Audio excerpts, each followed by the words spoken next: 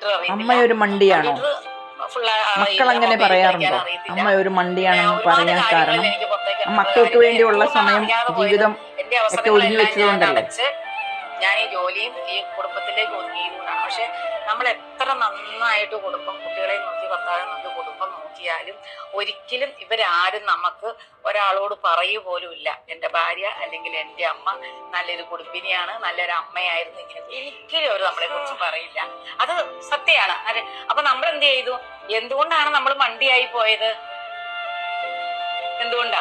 അവർക്ക് വേണ്ടി അപ്പൊ നമ്മൾ ഇതൊക്കെ അവര് ചെയ്തോട്ടെ എന്ന് കരുതി നമ്മൾ ഒതുങ്ങി കൂടിയാണ് നമ്മൾ ഈ മണ്ടിയായി പോയത്.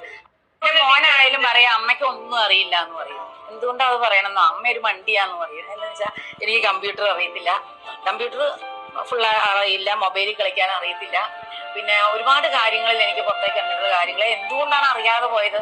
എന്റെ അവസരങ്ങളെല്ലാം ഞാൻ അടച്ച് ഞാൻ ഈ ജോലിയും ഈ കുടുംബത്തിലേക്ക് ഒതുങ്ങിയതുകൊണ്ടാണ്. പക്ഷെ നമ്മൾ